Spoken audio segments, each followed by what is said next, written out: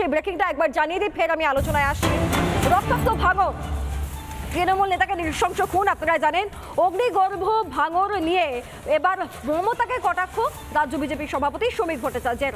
নাম না করে শওকতকে বোমাবাজ বলে খোঁচা দিলেন শ্রমিক ভট্টাচার্য। তিনি বলছেন, মুখ্যমন্ত্রী যাদের বোমাবাজ হিসেবে চিহ্নিত করেছিলেন তাদেরই জনপ্রতিনিধি বানিয়েছেন।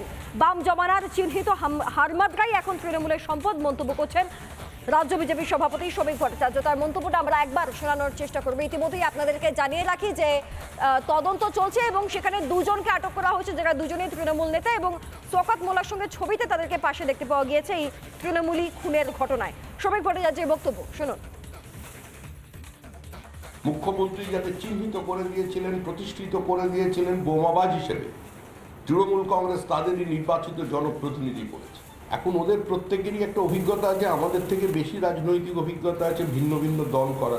অতীতে তো আগে অন্য দলের নেতা বা সমর্থক ছিলেন, তখন রাজ্জাকের পুত্র বলে তৃণমূল যাদের সম্বোধন করতো, এখন তাদেরই কোলে টেনে নিয়েছে।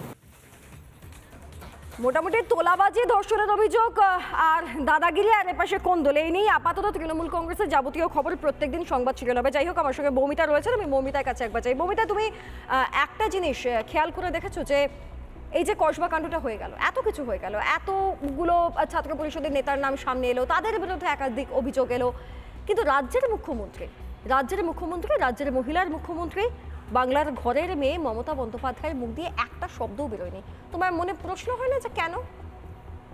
হ্যাঁ, প্রশ্ন হয়েছে, কিন্তু সেই প্রশ্নের কোনো উত্তর আমি পাইনি। আমি জানি আমি এই উত্তর পাবো না, সেজন্য এখন প্রশ্ন করাই ছেড়ে দিয়েছি। কারণ আমাদের পশ্চিমবঙ্গে এখন আর গণতন্ত্র নয়, এখন এখানে রাজতন্ত্র চলছে, সিভিকদের রাজতন্ত্র চলছে, ভাইপোতন্ত্র চলছে। আজকে আমরা যে টপিকটা নিয়ে মেনলি আলোচনায় করছি, এবার এখানে এতক্ষণ আলোচনা হচ্ছিল যে এই ভাইপো গ্যাং বলতে কি বোঝানো যায়, সবাই বিভিন্ন রকমের মতবাদ দিচ্ছিলেন, এবং এটা আমি প্রথমে একটু ডিফাইন করবো যে ভাইপো গ্যাংটা ঠিক এক্স্যাক্টলি কি, তারপরে আমি আসছি যে মুখ্যমন্ত্রীর এতে চুপ থাকার কারণটা কি। এই যে ভাইপো গ্যাং মানে ঠিক কারা? যারা কাটমানি নিচ্ছে, বালি চুরি, কয়লা চুরি, শিক্ষা চুরি, সবই তো চুরি হয়ে যাচ্ছে, এবং এই চুরিগুলোতে মদত দিচ্ছে।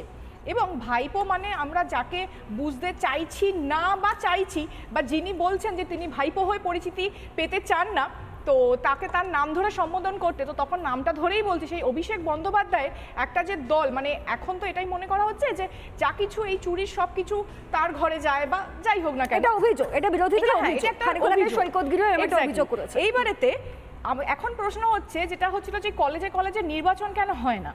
হ্যাঁ, কলেজে নির্বাচন কেন হয় না? নির্বাচনটা হলে যারা অলরেডি দেখবে কোনো একটা জায়গাতে যখন এমপি বা এমএলএ দাঁড় করানো হয়, স্টেবল এমপি বা এমএলএ কে কেউ ভাঙতে চায় না, তারাই বছরের পর বছর এটা হয়, ঠিক আছে? ঠিক এখানেতেও তাই, এই যে কলেজের যারা ছাত্র নেতা, তাদের রেখে দিলে তাদের যে চুরির একটা প্রবণতা বছর বছর ধরে চলে আসছে, সেটাতে সুবিধা হবে। কারণ নানা ধরনের কন্টেন্ট দেখার জন্য লাইক করুন, শেয়ার করুন আমাদের ফেসবুক পেজ, সাবস্ক্রাইব করুন আমাদের ইউটিউব চ্যানেল।